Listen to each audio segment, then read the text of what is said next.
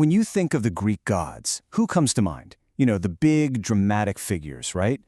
Well, what if I told you that the most important Olympian, the one at the very center of Greek life, is someone you've probably never even heard of? Today, we're going to uncover the story of this forgotten goddess and solve the mystery of her silence. So seriously, who's the first name that just pops into your head? I'm guessing it was probably someone like Zeus, right? Master of the lightning bolt? Or maybe his wife, the very vengeful queen Hera. Or Poseidon, god of the restless sea. They're the real A-listers of Olympus, the ones with all the epic, drama-filled stories.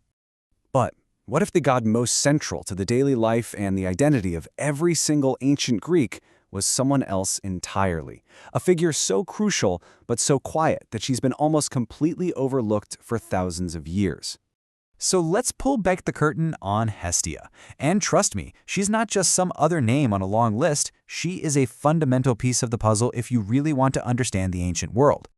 So who was this Hestia anyway? Well, her credentials are frankly remarkable. She was one of the original 12 Olympians, a core member from the very start. She was the goddess of the hearth, home, and family. And get this, she was the firstborn child of the titans Cronus and Rhea. That makes her the older sister to Zeus, Poseidon, and Hades. Yeah, technically, she outranked them all. And her story starts with one of the most interesting and kind of weird paradoxes in all of Greek mythology. But it's this story that really cements her unique place of honor. Okay, you gotta follow this because it's pretty wild. Hestia was the first child born to Cronos, but her dad, fearing a prophecy that his kids would overthrow him, swallowed her whole. Yep. He then did the same thing to the next 4 kids. So when the youngest, Zeus, finally comes along and forces Cronos to regurgitate his siblings, they come out in reverse order. This means Hestia, the very first one swallowed, was the absolute last one to come out, which makes her, bizarrely, both the eldest and the youngest of her siblings at the same time. And this totally unique status as both first and last led to this incredibly powerful tradition. Hestia comes first. You see, at any sacrifice, didn't matter if it was in a private home or a public temple, the very first part of the offering was always given to her. Before Zeus, before Apollo, before anyone. It was a sign of her supreme and foundational importance. So this brings us to the central mystery, right? If she was so important, the firstborn, the first honored, then where are all her stories? Why is she almost a complete blank in all the famous myths? I mean, just think about the contrast here. The other gods, they're defined by action and chaos and drama. They're fighting wars, having scandalous affairs, traveling the world. And Hestia? She tends the fire. She swore an oath to be an eternal virgin, turning down massive gods like Apollo and Poseidon.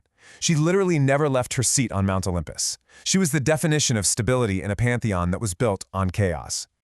And that's the crucial question. It seems like a total contradiction, doesn't it? How can the most revered figure be the least active? Why would the Greeks honor a goddess who, from the outside, looks like she does, well, nothing?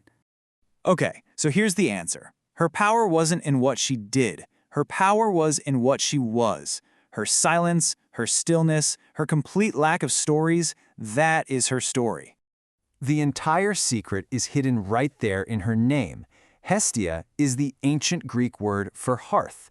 So you see, she wasn't just the goddess of the hearth. In a very real, literal sense, she was the hearth, the living flame at the center of every home and every city. So the other gods, they were all forces of change and conflict and movement. Hestia was the complete opposite. She was the anchor, the fixed, unmoving, reliable center around which everything else, family life, civic society, even the whole cosmos revolved. And for a civilization that was all about exploration and trade and, let's be honest, often war, that steady anchor wasn't just comforting, it was absolutely essential. And her sacred flame wasn't just a symbol, it was physically present everywhere. It burned at the center of every private home, the oikos, and in the public heart of every city, called the Prytaneum. Even the biggest, grandest temples built for other gods like Zeus or Athena had a hearth dedicated to her, because her presence was required for any act of worship to even begin. And this idea, this concept of a central, unifying, eternal flame, it was so powerful that it actually outlasted the worship of almost all the other Olympians. You can actually trace its influence directly through history. When the Greeks went to found a new colony, they didn't just pack supplies. They would carry a living flame from their home city's public hearth to light the hearth in the new settlement, connecting them back home forever. The Romans adopted her as their goddess Vesta, whose eternal flame was the very symbol of Rome's power and endurance. And even as late as the 6th century AD, we find Byzantine art honoring Hestia full of blessings. So, in the end, Hestia's lack of adventure wasn't a weakness. It was her entire essence. She wasn't about the journey, she was about the destination. For a civilization that was constantly pushing its boundaries outwards, Hestia represented that quiet, stable center that defines a community, giving it an identity and turning just a collection of buildings into a true home. And that leaves us with a pretty powerful thought. In our modern world of constant motion, endless social media feeds, and just relentless change, what is our hearth? What's that central, stable flame that we gather around to remember who we are and what holds our communities together? It's really something to think about.